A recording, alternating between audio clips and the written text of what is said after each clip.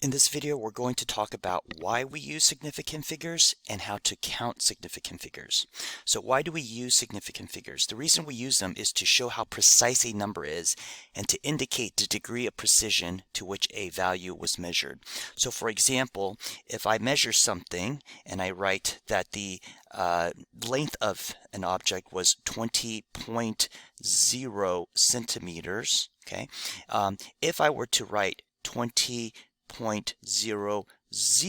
centimeters, this number here is more precise than this one. And so the number of significant figures tell us how precise a number is. Now, what determines how precise a number is the measuring tool. So here I have a ruler, and on this ruler it's got different markings. This is marked to the tens place. So if I were to estimate it, I know this is between 20 and 30. I know that for sure. So I know it's 20 something. So I can estimate it to one more place. So I might say it's 22 centimeters. Now the ruler below is more precise. You'll notice that it's got more markings, and so this one is marked to the ones place. So this is 20, this is 30, so 21, 22. So it's between 22 and 23.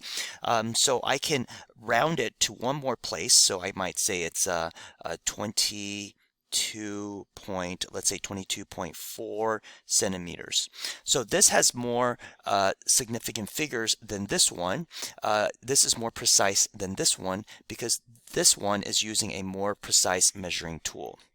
Now let's take a look at the rules for counting significant figures, and here are the rules.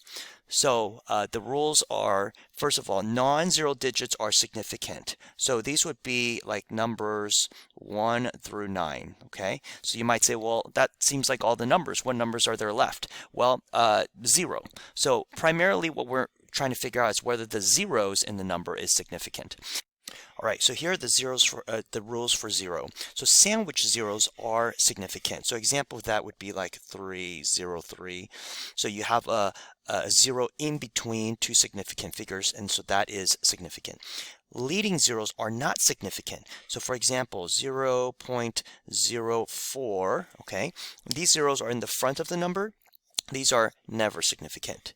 Now, trailing zeros, zeros at the end of the number, sometimes are significant, sometimes are not. So let's say if I wrote 20.0, okay, so this would be significant, both of these, because there's a decimal, all the zeros at the end are significant. But if I wrote 20, let's say I wrote 20, I just wrote 20, that zero at the end is not significant because there's no decimal. Now, if I wrote it this way, if I wrote 20.0, then that zero would be significant.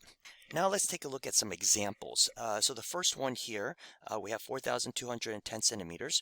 We have this zero right here. This zero is a trailing zero, and there's no decimal. So this zero is not significant. I'm just going to say not significant. So there's only going to be 3 significant figures. This has leading zeros, and leading zeros are never significant. These are never significant in the front of the numbers. So there's only 2 significant figures here. Okay. 30.7 meters. This zero is a sandwich zero. Sandwich zeros are always significant. So there are 3 significant figures here. Okay. Now I'm going to move down here a little bit. Okay. 241.40. This zero is a trailing zero. Is there a decimal? Yes, there is. Yes, there is a decimal. So this is also significant. So there's 1, 2, 3, 4, 5. 5 significant figures. 40.6 milliliters, 0.60 milliliters. This is a sandwich zero, so that's significant. And this is a trailing zero with a decimal, so that's also significant. So there's 1, 2, 3, 4. So there's 4 significant figures. Move down. All right, and then these are leading zeros. So leading zeros are never significant. So I'm going to go and cross those out.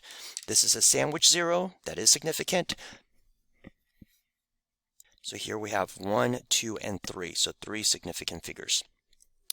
And lastly, 5070. So this is sandwich zero, so that's significant. This one is a trailing zero and there's no decimal, so that is not significant. So we have 3 significant figures. Okay, and just to quickly review, so to know why we do this, why do we do significant figures? And the reason is because it allows us to show how precise a number is, and also to indicate the degree of precision to which a value was measured.